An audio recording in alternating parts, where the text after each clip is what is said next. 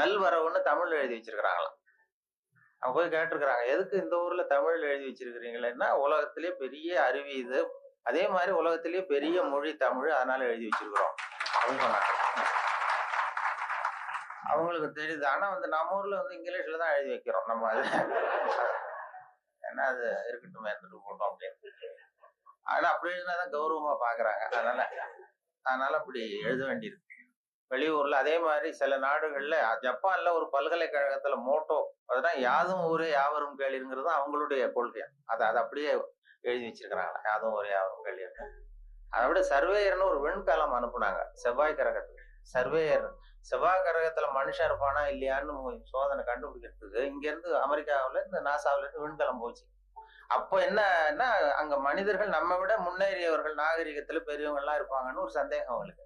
அப்படி இருந்தா அவங்க எந்த மொழியில பேசுவாங்க, அவங்களுக்கு எந்த மொழி புரிஞ்சிருக்கும் அப்படிங்கறது ஒரு யூகத்துல சில பதிவு செய்யப்பட்ட பேச்சுக்களை இங்க இருந்து அனுப்பலாம். இதுல ஏதாவது ஒரு மொழி புரிஞ்சுக்கிட்டு அவன் ஏதாவது பதில் சிக்னல் வரும், அங்க இருக்கிறவங்க நம்ம விட மேல முன்னேறியவர்களாக இருப்பாங்கன்னு சொல்லி. அப்படி சர்வேயர்ல இங்க இருந்து விஞ்ஞானிகள், நாசா விஞ்ஞானிகள் பதிவு செய்த அனுப்பிய மொழிகள்ல தமிழும் ஒண்ணு. ஏன்னா இது புரிந்தவர்கள் அங்க யாராவது இருப்பாங்கன்னு அவங்களே எதிர்பார்த்தாங்க. ஏன்னா அவ்வளவு பழமையான மொழிங்கிறதுனால. அதே மாதிரி இயேசுவனுடைய வழிபாட்டு கொள்கைகள், 10 கட்டளைகள், அந்த ஒலிவ மலையில 10 மொழிகள்ல கல்வெட்டு மலையில பொறிக்கப்பட்டிருக்கு, அதுல தமிழ் மொழியிலும் பொறித்திருக்கிறார்கள். இப்படிலாம் கேள்விப்படும் பொழுது அது பொறிக்க வேண்டிய இடத்துல நம்ம ஊர்ல பொறிக்கலையேங்கிறது தான் கவலை. அப்படி நிறைய கேள்விப்படுகிறோம் அதை பத்தி. அப்படிப்பட்ட தமிழ்ல கவிதை எழுதுறதுக்கு அவர் கொடுத்து வச்சிருக்காரு. அவருக்கும் அதை அவங்க அம்மையார் சொன்னாங்க, அவங்க எல்லாருடைய வெற்றிக்கும் ஒரு காரணம் பின்னாடி ஒரு பெண்மணி தான் பின்னாடி இருப்பாங்கன்னா, அவருடைய வெற்றிக்கு அவருடைய மனைவி தான் காரணம் அப்படின்னு சொன்னாங்க. அது வாஸ்தவம் தான். நான் என்னுடைய வெற்றிக்கு கூட என்னுடைய மனைவி தான் காரணம். ஏன்னா நான் முக்கியமான விஷயம் எழுதும் பொழுதெல்லாம் அவங்க பிறந்த வீட்டுக்கு போயிடுவாங்க. ஏதோ ஒரு வகையில எப்படியோ ஒரு வகையில உதவி பண்றதுன்னு, அதுவும் ஒரு உதவிதான். செய்யாமல் செய்கிற உதவி. அதனால அவர்களை இந்த நிலைமையிலும் நான் ரொம்ப நன்றியோடு நினைத்துக் கொள்கிறேன். நான் 2 நண்பர்கள், நாங்க ஊர் சுத்தி பாக்குறதுக்காக வந்தோம். உங்க ஊர் அழகை பாக்குறதுக்காக வந்தவர்கள். அதே நேரத்துல இப்படி ஒரு வாய்ப்பு அன்பழகன் அவர்களையும் சந்திக்கிறவர்கள். அவரும் ரொம்ப அழகானவருங்கிறது அப்புறம் தான் தெரிஞ்சது. ஊர் மட்டும் இல்லை, அவரும். அதுல என்ன பொறாமைன்னா, அவருக்கும் 60 வயசு, எனக்கும் 60 வயசு. என்னன்னா யாரும் அதனால நான் வரும்பொழுது அவர் பக்கத்துல உட்கார்ந்துடக்கூடாதுன்னு நினைச்சுட்டே வந்தேன். ஏன்னா அவர் பக்கத்துல நான் உட்கார்ந்தா எனக்கு ரொம்ப வயசானது மாதிரி தெரியுது. நல்ல வேளையாக என்னை தனியா கொண்டு போய் அங்க உட்கார வச்சது ரொம்ப மகிழ்ச்சி. அவர் நேற்று வரும்பொழுதே நானும் நண்பர்கள் 2 பேரோட வந்தேன். பொறியாளர் ஞானசுந்தரம் அவர்கள், தமிழகத்தினுடைய தலைமை பொறியாளராக இருந்து ஓய்வு பெற்ற வீரபத்திரன் என்கிற அண்ணாச்சி, அவர் வந்திருக்கிறார். 3 பேர் வந்தோம். அவர்கிட்ட அதான் கேட்டேன், என்னாச்சு இவருக்கு 60 வயசுன்னா நம்பவே முடியலையே அப்படின்னு சொல்லி நாங்க பேசிக்கிட்டோம். அவர் பார்த்ததும் இருக்கும் அண்ணாச்சி, அது நம்மளை ஒப்பிட்டு பார்க்காதீங்க, அது அவர் இப்படித்தான் பாருங்க, நம்மளை கம்பேர் பண்ணி பார்த்தா சந்தேகமா தான் இருக்கு, அதை பார்க்க வேண்டாம்னு சொன்னார். அப்புறம் இன்னைக்கு பார்த்தோம், இன்னும் ஒரு 5 குறைஞ்சிட்டு வயசு அப்படின்னு. நேத்து பார்த்ததை விட இன்னும் ஒரு 5 வயசு குறைஞ்சிட்டு அப்படிங்கிறது மாதிரி பேசிக்கிட்டோம் நாங்க. அது ரொம்ப அபூர்வம், அழகா. அதை மனசு சுத்தமாகவும் விட்டு அழகா இருந்தாதான் முகம் அழகா இருக்கும். அது உள்ளத்துல இருக்கிறது தான் மனசுல வரும். அந்த தெளிவான சிந்தனை, அந்த சிரிப்பு அவரு பார்த்தாரு. ஏன்னா வயசு குறையறதுக்கு எனக்கு சந்தேகம், எப்படி ஒரு குறைஞ்சது நேத்தை விடனா, வயசு குறையறதுக்கு இது வரைக்கும் யாரும் மாத்திரை கண்டுபிடிக்கல, மாத்திரை கத்தனை சாப்பிடுவாரோ அப்படின்னாரு. இன்றைக்கு முக்கியமான தகவல் நான் தாமதமாக வந்ததுதான். இருந்தாலும் இந்த இன்று ஒரு தகவல் என்கிற நிகழ்ச்சி வானொலியில 14 ஆண்டுகள் சென்னை வானொலியில ஒலிபரப்பானது, இடைவிடாமல் நாள்தோறும் 14 ஆண்டுகள் தொடர்ந்து ஒலிபரப்பானதுக்கு காரணம் என்னை வேற எந்த நிலையத்துக்கும் மாற்றாமல் இருந்ததுதான் காரணம். அது தினம் காலையில ஒரு 5 நிமிஷங்களுக்கு சொன்னோம். அது தொடங்கியதே ஒரு வேடிக்கையான விஷயம். நான் கேன்டீன்ல சாப்பிட்டுட்டு இருக்கும்பொழுது சக ஊழியர்கள்ட்ட பேசிக்கிட்டு இருந்தேன். நீங்க இனிமே ரேடியோவில் ரொம்ப சிரமப்பட்டு நிகழ்ச்சிகள் தயார் பண்ண வேண்டாம், ஏன்னா தொலைக்காட்சி வந்து விட்டது, அதனால எல்லாரும் அதை தான் பார்க்க போறாங்க, நாம ஒன்றும் அதிகமாக சிரமப்பட வேண்டியது இல்லைன்னு சொல்லிட்டு இருந்த வேடிக்கையா. இது எங்களுடைய இயக்குனர் காதுக்கு போயிட்டுது. உடனே அவர் கூப்பிட்டு, இது மாதிரி பேசிக்கிட்டு இருந்தியாமேன்னாரு. ஆமாம் சார்னு. நாளையிலேருந்து உனக்கு 5 நிமிஷம் காலையில் ஒரு நேரத்தை ஒதுக்கி தர்றோம், ஜனங்களுக்கு உபயோகமான விஷயத்த சொல்லு அப்படின்னு சொல்லி என்கிட்ட ஒதுக்கி கொடுத்தார். இந்த தவளை தன் வாயால் கேடும்னு சொல்றாங்கல்ல, அது மாதிரி அந்த கேண்டீன்ல பேச போய் அவரை சொன்னேன். அவர் ஆரம்பிக்கும் பொழுதே இன்று ஒரு தகவல்னு ஆரம்பிக்கலாம். தினம் ஒரு 5 நிமிஷம் பேசுனாரு. சார் இது நான் ஏற்கனவே விவசாய ஒலிபரப்பினுடைய பொறுப்பாளரா இருக்கிறேன். விவசாய நிகழ்ச்சிகளுடைய ஒலிபரப்பு பொறுப்பாளர். அதையும் பார்த்துக்கிட்டு இன்று ஒரு தகவலையும் சொல்றதுங்கிறது சிரமமா இருக்கும். அதனால ஒரு வாரம் ஒரு நேரம்னு வைத்துக் கொள்ளலாம்னு சொன்னேன். வாரத்துக்கு ஒரு நிகழ்ச்சியாக. இல்ல நீயே சொல்ல வேண்டாம். தொடர்ந்து 1 மாதம் சொன்னால் போதும். அடுத்த மாதத்துக்கு வேறொரு பொறுப்பாளரை நியமிச்சுடலாம் அப்படின்னு சொல்லி தான் அவர் என்கிட்ட அந்த பொறுப்பை ஒப்படைச்சார். 1988 ஜூலை 1 தேதி இதை தொடங்கணும். ஜூலை 30 இந்த கடைசி நேரத்தில் போய் இயக்குனர்கிட்ட சொன்னேன். என்னுடைய கடமை முடிஞ்சது, வேற அடுத்தவரை ஏற்பாடு பண்ணுங்கன்னு சொல்லி. அப்போ ஐயோ அதை நான் மறந்துட்டேன். திடீர்னு இப்போ இன்னைக்கு நாளைக்கு வேற ஒருத்தட்ட ஒப்படைச்சோம்னா அவர் சிரமப்படுவார். அதனால இந்த ஆகஸ்ட் மாதமும் நீயே சொல்லிட்டு வா, செப்டம்பரில் மாற்றிக்கலாம்னு சொல்லி சொன்னார். நான் ஆகஸ்ட் 15 போய் சொல்ல ஆரம்பித்தேன். சார் எங்களுக்கு சுதந்திரம் கொடுங்க, எனக்கு சுதந்திரம் கொடுங்கன்னு. அவர் என்ன பண்ணார், சரி அப்போ அந்த கடைசியில் ஒரு நாள் கூப்பிட்டார். 28ஆம் தேதி வாக்கில் கூப்பிட்டு டிஃபன்லாம் வாங்கி கொடுத்தார், சிற்றுண்டிலாம் வாங்கி கொடுத்தார். ஒரு இயக்குனர் ஊழியருக்கு வாங்கி கொடுக்கறது ரொம்ப ஆச்சரியம். எதுக்கு இப்படிலாம் வாங்கி கொடுக்குறாரு அப்படின்னு சொல்லி நான் யோசிச்சுக்கிட்டு இருந்தேன். இது வந்து நான் வெளியில் போகிற இடமெல்லாம் இது நிகழ்ச்சி நல்லா இருக்குன்னு சொல்லிட்டு இருக்கிறாங்க, அதனால் நீயே இதை தொடர்ந்து பண்ணால் நல்லா இருக்கும் அப்படின்னு சொல்லி அதை தொடர்றதுக்காக அந்த 2 வடை ஒரு டீ வாங்கி கொடுத்தார். அந்த 2 வடைக்கும் டீக்கும் நன்றி உள்ளவனாக இது வரைக்கும் ஒரு 14 ஆண்டுகள் சொல்லிட்டு இருக்கேன். அது வேண்டாம்னு சொல்றப்ப நிறுத்திக்கலாம்னு அவர் சொன்னார். தொடர்ந்து சொல்றது சிரமமா இருக்கும்னா, இல்லை நீ எப்போ வேண்டான்னு சொல்றியோ அப்போ நிறுத்திக்குவோம் அப்படின்னார். நான் வேண்டான்னு சொல்ற கட்டத்துக்கு வரும்பொழுது அவர் டிரான்ஸ்ஃபர் ஆகி போயிட்டார். அதனால அதையும் சொல்ல முடியல. 14 ஆண்டுகள் இது ஆரம்பத்தில் எனக்கு சுமையா தெரிஞ்சுது. ஏன்னா ஒரே நிகழ்ச்சியை தினந்தோறும் சொல்ல வேண்டிய கட்டாயம் இருக்கேன்னு. அப்புறம் அது சுகமா போச்சு, ஏன்னா அது பழக்கப்பட்டு போச்சு. அதுக்கிடையில இந்த பார்வையற்றவர்கள்லாம் வந்து என்னை தேடி வர ஆரம்பித்தார்கள்.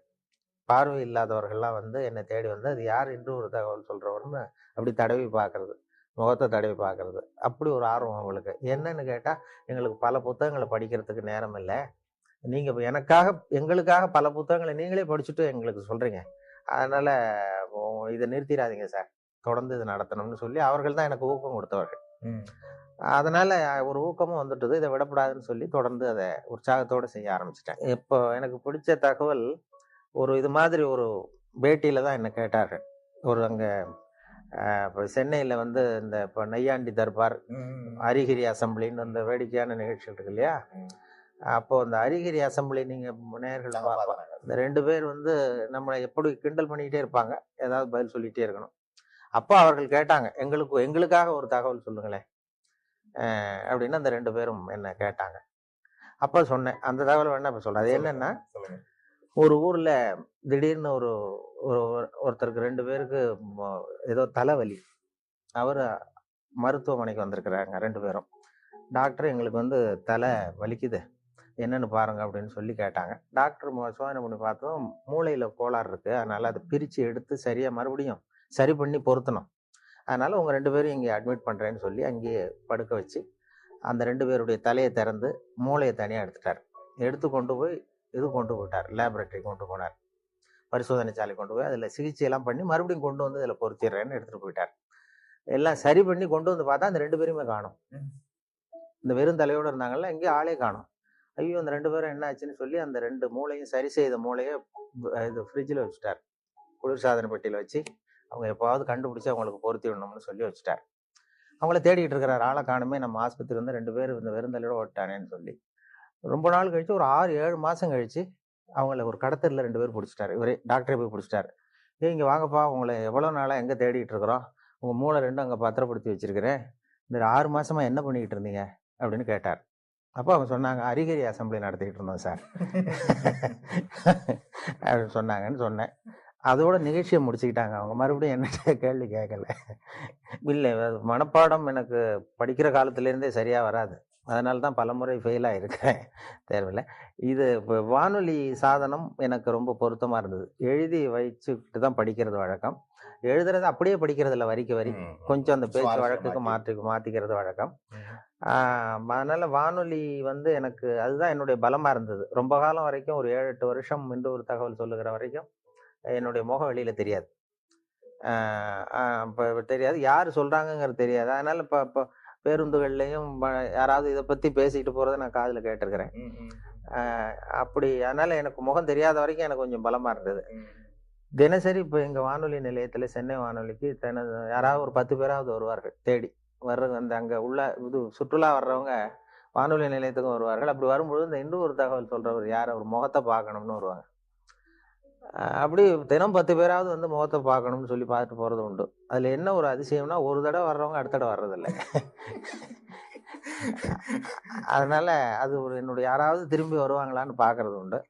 வர்றதில்ல. அதனால நமக்கு முகத்தை காட்டாமல் இருக்கிற வரைக்கும் தான் மரியாதை அப்படிங்கிறது மாதிரி வச்சிருந்தேன். அவசியமா என்ன ஆயிட்டுன்னா, ஒரு கட்டத்துல ஒரு கட்டாயமாக சில தொலைக்காட்சிகள் வர வேண்டிய சூழ்நிலை வந்தது. அதுக்கு பிறகு என்னை தேடி வருகிறவர்களுடைய எண்ணிக்கையும் குறைஞ்சிட்டு. அதாவது நானே இளம் வயதுல மயில்வாகனனுடைய ரசிகன். மயில்வாகனம்ங்கிற அவர் அந்த இலங்கை வானொலி தான் கேட்டுக்கிட்டு இருப்போம், அறிவிப்பாளர் கேட்டுக்கிட்டு இருப்போம். நான் சின்ன பையனா இருக்கும் பொழுது வானொலியில தினம் அதை வச்சு, அப்ப பெரிய பெட்டி, இப்படி சின்ன பெட்டிலாம் இருக்காது. எங்க வீட்டுக்கு தான், எங்க கிராமத்துக்கே முதல் தடவையா அந்த வானொலி பெட்டி வந்தது. அதை ரொம்ப பத்திரமா ஒரு அறையில பூட்டி வச்சு அதுக்கு ஒரு பூட்டு போட்டு தினம் மாலையில கேட்போம். இலங்கை வானொலி தான் கேட்கறது. அப்போ மயில்வாகனுடைய குரல் எங்களுக்கு இளைஞர்களுக்கு நிறைய பேருக்கு பிடித்தம். நாங்க நேயர் விருப்பம்லாம் எழுதி போடுவோம், எங்களுக்கு பிடித்த பாடல்களை ஒளிபரப்புங்கள்னு சொல்லி அதெல்லாம் எழுதி போட்டிருக்கிறது உண்டு. அவர்கள் சொல்றது அதுதான் இப்போ ஒலிபரப்புக்கு ஒரு ஒலிபரப்பு எப்படி இருக்கணுமோ அப்படி இருந்தது இலங்கை வானொலிங்கிறது தான் உண்மை. இந்திய வானொலியில கொஞ்சம் அந்த செயற்கைத்தனங்கள் அதிகம் அது இருந்தது. அப்புறம் இப்போ காலப்போக்கில் இப்போ நாங்க மாத்திட்டோம், ரொம்ப இயல்பா பேசுகிற பழக்கத்துக்கு வந்துட்டோம். அதனால இலங்கை அறிவிப்பாளர்கள் எனக்கு இப்போ நேரடி பரிச்சயம் BH அப்துல் ஹமீது என்னை நேரடியாக சந்திக்க வைத்தார்கள் ஒரு தொலைக்காட்சி நிகழ்ச்சிக்கு. முதல் மரியாதைன்னு ஒரு நிகழ்ச்சி தொடங்கி அந்த இந்திய தொலைக்காட்சியில என்னையும் BH அப்துல் ஹமீதையும் சந்தித்து 1 மணி நேர நிகழ்ச்சி 2 பேரையும் உரையாட வைத்து எடுத்தார்கள். அப்போ இது போன்ற கருத்துக்களை பரிமாறிக்கிட்டோம். அதனால இலங்கை வானொலி அறிவிப்புங்கிறது ரொம்ப இயல்பானதுங்கிறது உண்மை. இப்போ எங்களுக்கு என்னன்னா, அந்த இப்போ வானொலியில 3 விதமா குரலை பயன்படுத்த சொல்லி பயிற்சி கொடுத்திருக்கிறார்கள். வானொலியில குரலை மட்டுமே உபயோகப்படுத்துகிறவர்கள் 3 விதமா பண்ணலாம்னு சொல்லி, அதாவது ஒன்று அறிவிப்பு, விவரிப்பு, நடிப்புன்னு சொல்றது. அனௌன்ஸ்மெண்ட், ஆக்டிங், நடுவுல நேரேஷன் அப்படின்னு சொல்லி பிரிச்சு கொடுத்துருக்குறாங்க. அறிவிப்புன்னு வரும்பொழுது, ஒன்றை அறிவிக்கும் பொழுது என்னுடைய அபிப்பிராயம் என்னங்கிறது தெரியக்கூடாது. ஒரு அறிவிப்பாளருடைய தகப்பனார் அமைச்சர்னு வைங்களேன், அந்த அமைச்சர் அன்று காலையில கொல்லப்பட்டிருக்கிறார்னு வச்சுக்கோங்க, சுட்டு கொல்லப்பட்டார். அந்த செய்தியை அந்த அமைச்சருடைய மகன் அறிவிப்பாளராக இருந்து வாசிக்கிறார். அவர் அழக்கூடாது. அதாவது சுட்டுக் கொல்லப்பட்டு தன்னுடைய தந்தைங்கிற உணர்வு ஒரு முகத்துல தெரியக்கூடாது. அந்த அறிவிப்புல தன்னுடைய ஈடுபாடு, தன்னுடைய அபிப்பிராயம், அல்லது 2 நாடுகளுக்கு இடையே போர், அதை பத்தி அறிவிக்கிறோம், நாம எந்த நாட்டுக்கு சார்போ அல்லது அதுக்கு ஆதரவாளனா இல்லையா அப்படிங்கிறது தெரியக்கூடாது. இப்போ பீகார்ல வெள்ளம்னு படிக்கிறோம், வெள்ளம் வந்துட்டுதேங்கிறது நம்ம அழுதுகிட்டே படிக்கக்கூடாது. விவசாய அறிவிப்புல ஒரு பூச்சி விழுந்துட்டுது, அந்த பூச்சிக்கு பாதிப்பு அதிகமா இருக்குங்கிறதுனால நம்ம சோகத்தை காட்டக்கூடாது. இது அறிவிப்புல உள்ளது. நடிப்புல நானாக இருக்கிறது இல்லை, கம்ப்ளீட்டா நான் வீரபாண்டிய கட்டபொம்மன்னா அது கட்டபொம்மனாவே மாறிடுறோம். இது 2க்கும் இடைப்பட்டது விவரிப்புங்கிற இதுல கொண்டு வராங்க. விவரிப்பு என்னன்னா, இப்போ கிரிக்கெட் கமெண்ட்ரி, அப்போ லேசா உற்சாகத்தை காட்டலாம் ஒரு உற்சாகமான நேரங்கள்ல, அல்லது ஒரு பெரிய தலைவர் இறந்துட்டார், அதுக்கு நேர்முக வர்ணனை கொடுக்குறோம். இப்போ நான் எம்ஜிஆர் இறந்த பொழுது நான் நேரடி வர்ணனை கொடுத்தேன். அந்த கடைசியாக அந்த அடக்கம் பண்ணுகிற இடத்துல நான் இருந்தேன். அது மாதிரி வர்ணனை கொடுக்கும் பொழுது கொஞ்சம் அந்த சோகமும் இழைய விடணும், அதுல நம்முடைய உணர்வையும் காட்டணும் இல்லையா. சுத்தமா அறிவிப்பு மாதிரி எனக்கு அதுக்கு சம்பந்தம் இல்லைங்கிறது மாதிரி சொல்லக்கூடாது, இருக்கக்கூடாது. அதனால 3 வகையை பிரிச்சு இந்த குரலை வெளிப்படுத்தும்படியாக எங்களுக்கு பயிற்சி கொடுத்தார்கள். அதனுடைய விளைவு தான் என்னன்னா, பல இடங்கள்ல நாங்க எங்களுக்கு சம்பந்தம் இல்லாத மாதிரியே சொல்ல ஆரம்பித்தோம். அதுதான் நீங்க கேட்ட கேள்வி. அதனால இப்போ இலங்கை வானொலியில் அப்படி இல்லை, அந்த இது மாதிரியான பிரிவுல உற்சாகமா நீங்க என்ன நினைக்கிறீர்களோ உற்சாகமா சொல்லலாம். அதுதான் கேட்பதற்கும் சுவாரஸ்யமா இருக்கும்.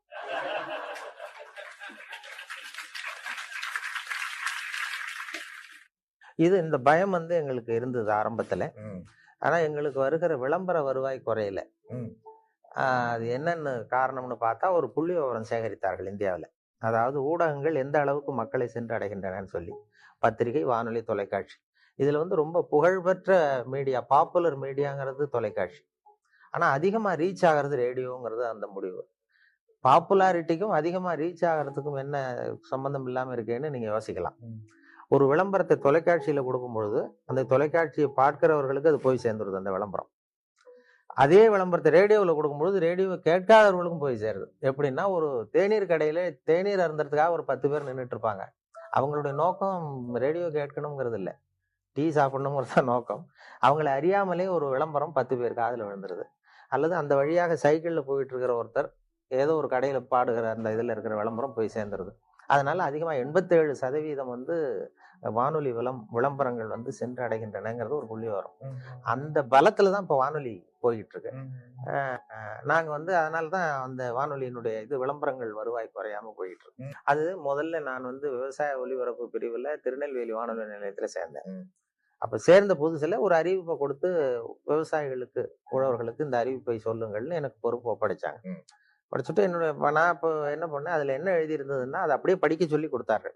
அதுல என்ன எழுதி இருந்ததுன்னா, இப்போ திருநெல்வேலி மாவட்டம் புளியங்குடி வட்டார விவசாயிகள் கவனத்திற்கு ஒரு செய்தி. அந்த வட்டாரத்திலே நெல் பயிரில் குருத்து பூச்சி விழுந்திருக்கிறது. அந்த குருத்து பூச்சிக்கு என்ட்ரின் மருந்து அடிக்க வேண்டும். 1 மில்லி மருந்துக்கு 2 லிட்டர் தண்ணீர் வீதம், 100 மில்லி மருந்து 200 லிட்டர் தண்ணீரில் சேர்த்து விசை தெளிப்பான் என்றால் 60 லிட்டர் தண்ணீரிலும், கைத்தெளிப்பான் என்றால் 200 லிட்டர் கரைசலும் தெளிக்க வேண்டும் அப்படிங்கறது அறிவிப்பு. இதை வானொலிகள் அறிவிக்கணும். அப்படியே படிக்க சொல்லி கொடுத்தார்கள். நான் என்ன சொன்னேன், அதை படிக்கும் பொழுது எனக்கு புரியறது மாதிரி பண்ணிட்டேன். புளியங்குடி வட்டார விவசாயிகளே, உங்க வயல்ல பூச்சி விழுந்திருக்கிறதாக சொல்றாங்க. பூச்சிக்கு மருந்து அடிக்கணும், அது ரொம்ப அவசியம். அது எப்படி மருந்து அடிக்கணும்னா என்ட்ரின் மருந்து அடிக்கணும். 1 வாளி தண்ணி எடுத்து வச்சுங்க. அந்த என்ட்ரின் மருந்து பாட்டில் மூடி இருக்க, அந்த மூடியால 2 மூடி மருந்தை அந்த வாளியில ஊத்துங்க. ஒரு குச்சியால கலக்கி வயல்ல அடிங்க, சரியா போடும் அப்படின்னு சொன்னேன்.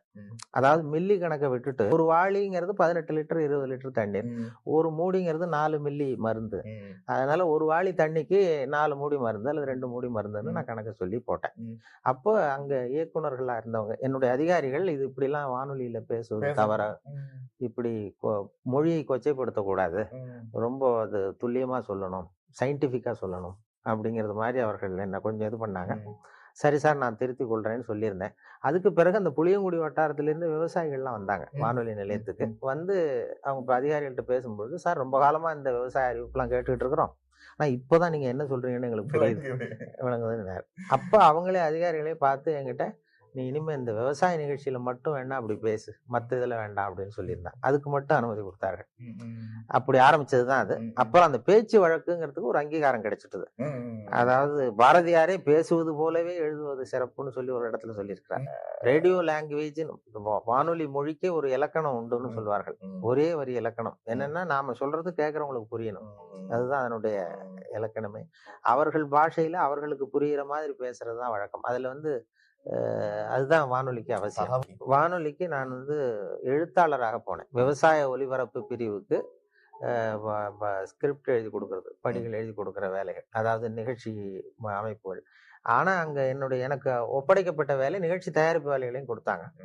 அதுக்கு பிறகு எடிட்டர் அப்படின்னு சொல்லி ஆசிரியருங்கிற பொறுப்புல சென்னை வானொலிக்கு மாற்றலாகி வந்தேன். அங்க நாடக தயாரிப்பு பிரிவு, தமிழ் இலக்கிய பிரிவு, அப்புறம் விவசாய பிரிவு, அறிவியல் பிரிவு, இப்படி பல்வேறு பிரிவுகள்ல வேலை பார்த்துட்டு இருந்தேன்.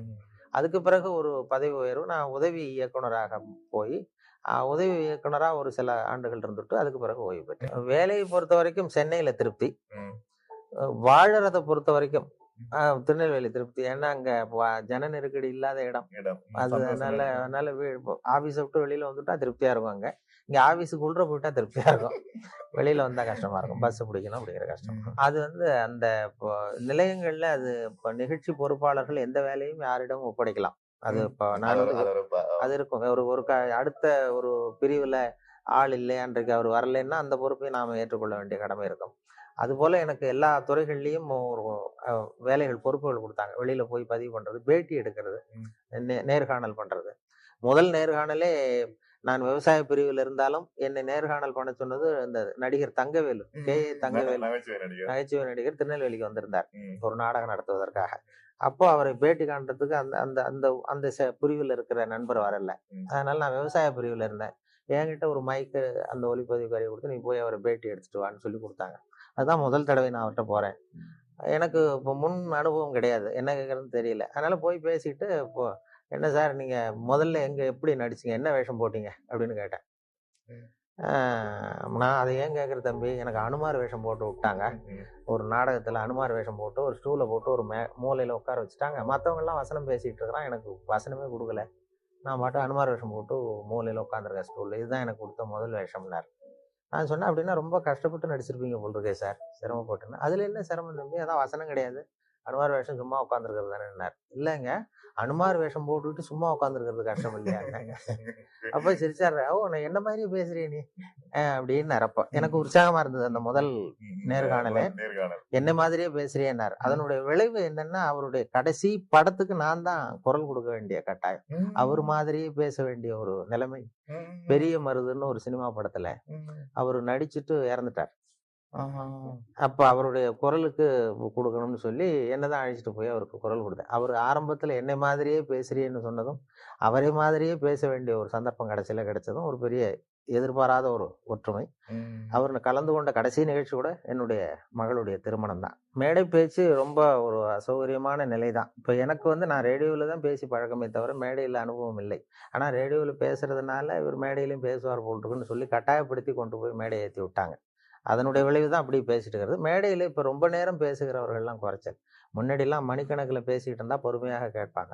இப்போ வந்து இப்போ எல்லாமே சுருக்கமா முடியணுங்கிறது மாரி. இந்த ஒரு தகவலே கொஞ்சம் புகழ் பெற்றது காரணம், அது சுருக்கமா முடியறதும் ஒரு காரணம். 5 நிமிஷங்கள்ல முடிச்சுக்கிறோம். அதே தினம் 1 மணி நேரம் இன்னொரு தகவல் சொல்றேன் அப்படின்னு ஆரம்பிக்கிறதா வச்சுக்குவோம். பொறுமையா கேட்க மாட்டாங்க. அதனால மேடை பேச்சுங்கிறது இப்ப ரொம்ப ரொம்ப நேரம் பொறுமையாக உட்கார்ந்திருக்கிற மனோபாவம் இல்லை.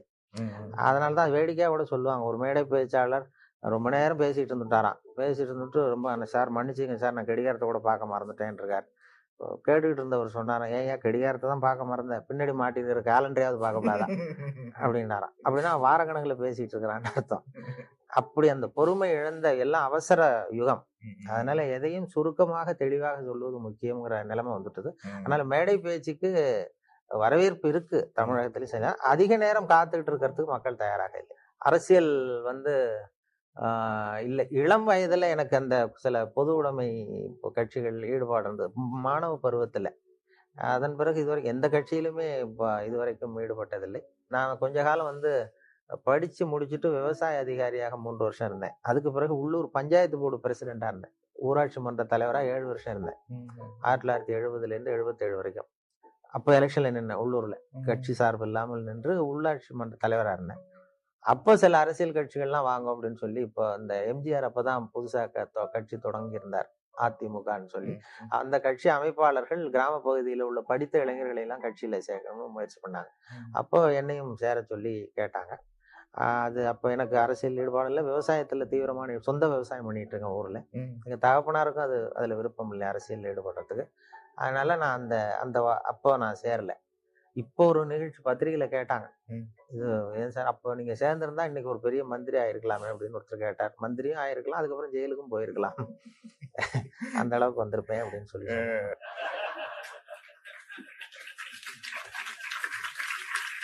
ஒரு ஊர்ல ஒருத்தர் இருந்தார். ரொம்ப நல்லவர்.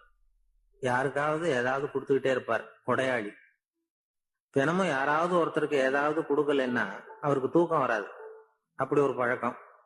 அது மட்டும் இல்ல, அவர் கொடுக்கறது அடுத்தவங்களுக்கு தெரியாது. அவ்வளவு ரகசியமா அதை கொடுப்பார். வலது கை கொடுக்கறது இடது கைக்கு தெரியக்கூடாதுன்னு சொல்லுவாங்கல்ல, அது மாதிரி அவர். ஒரு நாள் ராத்திரி அவர் ஏற்கனவே தயாரா கட்டி வச்சிருந்த பணம் முடிச்ச கையில எடுத்துக்கிட்டு வீட்டை விட்டு வெளியில வந்தார். தெருவுல இறங்கி நடந்தார். இன்னைக்கு யாருக்கு தர்மம் செய்யறது அப்படின்னு யோசனை பண்ணிட்டு இருட்டுல நடந்து வந்துகிட்டு இருக்கிறார். யாரோ ஒருத்தர் எதிரில் வர்றது மாதிரி தெரிஞ்சுது. உடனே அவர் கிட்ட போனார். தன்கிட்ட இருந்த பணம் முடிச்ச அவசர அவசரமா அவர் கையில திணிச்சுட்டு திரும்பி வந்துட்டார். அப்பாடா, ஒரு வழியா யாருக்கும் தெரியாம இன்னைக்கு தர்மம் பண்ணியாச்சு அப்படிங்கிற மகிழ்ச்சி, மன நிறைவு அவர் முகத்துல. நிம்மதியா தூங்கினாரு. அப்புறம் எழுந்திரிச்சார். மறுநாள் காலையில ஊரு பூரா ஒரே பேச்சு. என்ன பேச்சுன்னா, நேத்து ராத்திரி ஒரு திருடன் கையில யாரோ பணத்தை கொடுத்துட்டு போயிருக்கிறாங்க அப்படின்னு எல்லாரும் பேசிட்டு இருக்கிறாங்க. இத கேள்விப்பட்டதும் அந்த பெரியவருக்கு ரொம்ப வருத்தமா போச்சு. அடடா, போயும் போயும் ஒரு திருடனுக்கா உதவி பண்ணிருக்கிறோம், பிரயோஜனம் இல்லாம போட்டுதே அப்படின்னு நினைச்சார். சரி, இன்னைக்கும் யாருக்காவது உதவி பண்ணணும் அப்படின்னு முடிவு பண்ணினார். ராத்திரி நேரம் வந்தது. இவர் வழக்கம் போல தெருவில் இறங்கி நடந்தார். கையில பணம் முடிச்சு. எதிரில் ஒரு பெண் உருவம் மங்கலா தெரிஞ்சது. இவர் உடனே அந்த பெண் கிட்ட பணத்தை கொடுத்துட்டு திருப்தியா திரும்பி வந்துட்டார். மறுநாள் காலையில ஊரு பூரா என்ன பேசிக்கிட்டாங்க தெரியுமா? நேத்து ராத்திரி நெறி தவறி நடக்கிற ஒரு பெண்ணின் கையில யாரோ பணத்தை வச்சுட்டு போயிருக்கிறாங்க. அப்படின்னு எல்லாரும் பேசிக்கிறாங்க. அடடா, இன்னைக்கும் தவறுதலா நடந்து போச்சு அப்படின்னு ஒரு வருத்தப்பட்டார். இருக்கட்டும், இன்னைக்கும் ஏதாவது தர்மம் பண்ணுவோம் அப்படின்னு நினைச்சுக்கிட்டாரு. 3வது நாள் ராத்திரியும் புறப்பட்டார். இப்பவும் எதிரில் ஒருத்தர் வந்தார். இவர் பணத்தை கொடுத்தார், திரும்பி வந்துட்டார். மறுநாள் மக்கள் என்ன பேசிக்கிட்டாங்கன்னா, நேத்து ராத்திரி ஒரு செல்வந்தர் கையில யாரோ பணத்தை கொடுத்துட்டு போயிருக்கிறாங்க அப்படின்னு பேசிக்கிட்டாங்களாம். அவருக்கு ரொம்ப வருத்தமா போயிட்டுது. என்ன இது, தினம் இப்படி ஆகிட்டு இருக்குதே அப்படின்னு நினைச்சுக்கிட்டே படுத்து தூங்கினார். அன்னைக்கு ராத்திரி ஒரு கனவு. அந்த கனவுல இறைவன் வந்து சொன்னாராம், இத பாருப்பா, நீ கொடுத்த தர்மம் வீணா போயிடல. உன்கிட்ட பணம் வாங்கின அந்த திருடன் திருந்திட்டான், அந்த பொண்ணும் திருந்திட்டா, அந்த செல்வந்தனும் கொடையாளி ஆயிட்டான், எல்லாருக்கும் உதவி பண்ண ஆரம்பிச்சுட்டான் அப்படின்னு சொன்னாராம். இந்த கதையை சொன்னவர் யாருன்னா நபிகள் நாயகம். இதுல உள்ள கருத்து என்னன்னா, நல்ல மனசோட தர்மம் பண்ணுனா அது வீணா போறதில்லை. இன்னொரு கருத்து, தர்மம் வந்து தன்னை மட்டும் அல்ல, அடுத்தவங்களையும் தீமையிலிருந்து காப்பாற்றும். இதுதான் நாம புரிஞ்சுக்க வேண்டியது. இந்த காலத்திலயும் இது மாதிரி சில சம்பவங்கள் நடக்கிறது உண்டு. ஒரு பெரியவர் இருட்டுல நடந்து வந்துகிட்டு இருந்தாரு. எதிரில் வந்த ஒருத்தன் வலு கட்டாயமா இவர் கையை பிடிச்சி ஒரு பண முடிப்பை கொடுத்து வச்சுக்க சொல்லிவிட்டு விலகி போயிட்டான். பெரியவருக்கு ஆச்சரியம், இந்த காலத்திலயும் இப்படி வலது கை கொடுக்கறது இடது கைக்கு தெரியக்கூடாதுன்னு நினைக்கிற கொடையாளிகள் உண்டு போல இருக்கு அப்படின்னு யோசனை பண்ணிக்கிட்டே நடந்தார். கொஞ்ச தூரம் போயிருப்பாரு. அதுக்குள்ள அதே ஆள் திரும்பி வந்தான். கொடுத்த பண முடிப்பை திருப்பி கொடுங்க அப்படின்னு கேட்டு வாங்கிட்டான். இவருக்கு ஒன்றும் புரியல. ஏன் இப்படி பண்றேன்னார். அது ஒண்ணும் இல்லைங்க, கொஞ்ச நேரம் இதை உங்ககிட்ட கொடுத்து வச்சிருந்தேன், அவ்வளவுதான் அப்படின்னா. ஏன்னு கேட்டார். என்னை பின்னாடி போலீஸ் தேடிக்கிட்டு வந்துகிட்டு இருக்குது, அதுதான் அப்படி பண்ணேன். இப்போ போயிட்டுது, இனிமே ஒன்றும் பயம் இல்லை அப்படின்னு சொல்லிவிட்டு அவன் பாட்டுக்கு நடந்து போறான். எப்படி போதிக்கப்பட்டு வந்திருக்கிறோம்னா, ஒரு முதலாளிக்கு முன்னாடி தொழிலாளி சிரிச்சா மரியாதை குறைச்சால், ஒரு ஆபீசருக்கு முன்னாடி பியூனு சிரிச்சா மரியாதை குறைச்சால், இப்படி சொல்லி சொல்லி சிரிப்புங்கிறது மரியாதை குறைவான செயல்னு காலங்காலமா போதிக்கப்பட்டு வந்து சிரிப்பு தன்மை வந்து சிறைப்பட்டு போச்சான் நம்ம உடம்புக்குள்ள. அந்த சிறைப்பட்டு இருக்கிற சிரிப்பை வெளியில கொண்டு வர்றதுக்கு தான் ஜோக்குன்னு ஒரு சாவியை போட வேண்டியிருக்கு. வேற ஜோக்குக்கும் சிரிப்புக்கும் சம்பந்தமே இல்லை. அது ஒரு சாவியா உபயோகப்படுது. ஏற்கனவே இருக்கிற இயல்பு தன்மையை வெளியில கொண்டு வர்றது. அந்த குழந்தை தன்மையோட இருக்கணும். குழந்தைத்தனம் தான் இருக்கக்கூடாதே தவிர, அந்த குழந்தைத்தன்மை கடைசி வரைக்கும் நமக்கு நீடிச்சதுன்னா ஹார்ட் அட்டாக் வராது. குழந்தைத்தன்மை வேற, குழந்தைத்தனம் வேற. குழந்தைத்தன்மை பெரிய வயசானா கூட குழந்தைத்தன்மையோட இருக்கலாம். இப்ப ஒரு அம்மா வந்து ஒரு பிள்ளைய எழுப்பிச்சான், தட்டி எழுப்பிருக்கு காலையில. விடிய காலம் அம்மா வந்து எழுந்துடா, காலேஜுக்கு நேரம் ஆயிட்டுது அப்படின்னு எழுப்பிச்சான். அந்த புள்ள இழுத்து போத்திட்டு, நான் காலேஜுக்கு போக மாட்டேம்மா, எனக்கு போறதுக்கு பிடிக்கலன்னு இருக்கு. அந்த அம்மா விடல, வயசானம்மா, நீ நீ போய் தாண்டா ஆகணும் அப்படின்னு இருக்கு. அந்த புள்ள எழுந்திரிச்சு உட்காந்து கேட்டிருக்கு, ஏம்மா என்ன வந்து ஏன் இப்படி தொந்தரவு பண்ற, தூங்க விடாம அப்படின்னு இருக்கு. அப்ப அந்த அம்மா சொல்லிச்சான், நீ வந்து காலேஜுக்கு ஏன் போக மாட்டேங்கிற, அதுக்கு 2 காரணம் சொல்லு அப்படின்னு இருக்கு. அந்த அம்மா புள்ளைய கேட்டிருக்கு, நீ காலேஜுக்கு ஏன் போக மாட்டேங்கிற, 2 காரணம் சொல்லு. அப்ப அந்த புள்ள சொல்லிச்சான், ஏன் போக மாட்டேன்னா, ஒரு காரணம் அங்க இருக்கிற மாணவர்களுக்கு எல்லாம் என்ன பிடிக்கல, பசங்களுக்கு எல்லாம் என்ன பிடிக்கல.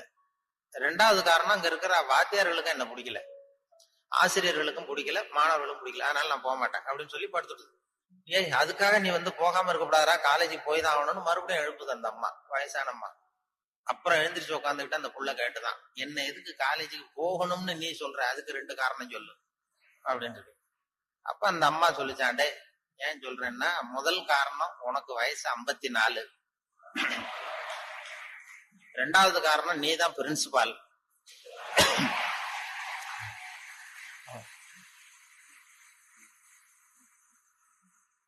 அதாவது 54 வயசுலயும் அவர் குழந்தை தன்மையோட இருக்காரு பாருங்க. அவங்க அம்மாவுக்கு அது புள்ள தானே, அதுதான் குழந்தை தன்மைங்கிறது. குழந்தைத்தனம் இல்ல இது. குழந்தைத்தனங்கிறது வேற, குழந்தை தன்மைங்கிறது வேற. அந்த குழந்தைத்தன்மை மாறாம மனுஷன் வாழணும்னு சொல்லி இப்ப சொல்றாங்க. நமக்கு வருகிற நோய் நொடிக்கெல்லாம் அதுதான் காரணம். ஹார்ட் அட்டாக் திடீர்னு வர்றதுக்கு அதுதான் காரணம்.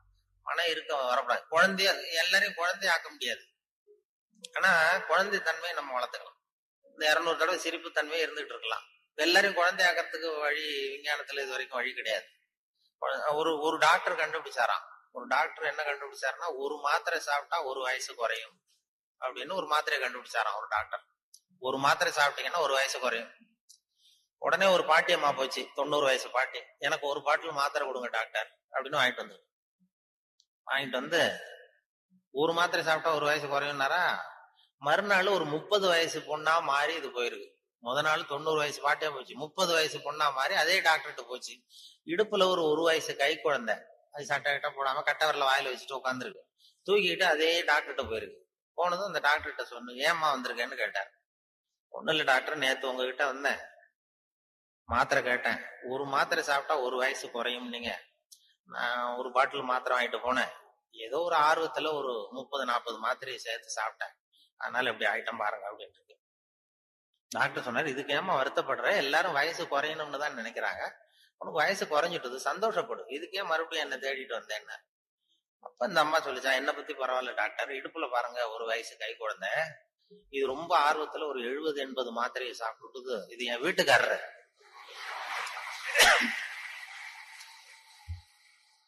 இது இப்படியே உட்காந்துக்கிட்டு இறங்க மாட்டேங்குது, நான் எங்க தூக்கிட்டு போறது? எதையாவது ஒரு மாத்திரையை கொடுத்து இறக்கி விடுங்க டாக்டர், அப்பதான் நாம பார்த்தா. அதுக்காக தான் வந்தேன்னு தான். அதாவது இயற்கைக்கு மாறா நம்ம போனோம்னா இப்படிப்பட்ட பிரச்சனை எல்லாம் வந்துடும். அப்புறம் வழியில போகும்போது இடுப்புல ஒரு குழந்தைய தூக்கிட்டு வந்தா நம்ம கேட்கணும் அந்த அம்மாட்ட, ஏமா இது ஏன் உன் பிள்ளையா உங்க வீட்டுக்காரரான்னு கேட்கணும். அப்படி குழப்பம் வந்துடும். இயற்கையை மாத்த முடியாது, ஆனா அந்த குழந்தை தன்மையை நம்ம கொண்டு வரலாம். அதுக்காக சொல்லுவாங்க, எந்த துறையில சேர்க்கறது, சிவில் இன்ஜினியர் ஆக்கலாமா, மெக்கானிக்கல் இன்ஜினியர் ஆக்கலாமா, அது அல்லது எலக்ட்ரிக்கல் இன்ஜினியர் ஆக்கலாமா அப்படின்னு ஒரு அம்மாவுக்கு ஆசை. அப்ப எல்லா துறையும் இருக்கீங்கன்னு அர்த்தம். பையனை எந்த துறையில சேர்க்கறது அம்மாவுக்கு முடிவு பண்ண முடியல, அப்பாவாலேயும் ஒண்ணும் சொல்ல முடியல. உடனே இவர் என்ன பண்ணார், பையனை அழைச்சிட்டு ஒரு மனோதத்துவ டாக்டர் கிட்ட போனார். ஒரு உளவியல் டாக்டர் கிட்ட போய், சைக்கியாட்ரிஸ்ட், இது மாதிரி என்னம்மா விஷயம்னு கேட்டிருக்காரு அந்த டாக்டர். ஒண்ணும் இல்லை சார், என் பையனை மேற்கொண்டு படிப்புக்கு சேர்க்கணும், இன்ஜினியரிங் காலேஜ்ல சேர்க்கணும். சிவில் இன்ஜினியர் தேவலாமா, மெக்கானிக்கல் இன்ஜினியரா, எலக்ட்ரிக்கல் இன்ஜினியரா, எது இவனுடைய சுபாவத்துக்கு தகுந்தாப்புல நீங்க ஒரு துறையை சொன்னீங்கன்னா அது ஈஸியா இருக்கும் படிக்கிறதுக்கு.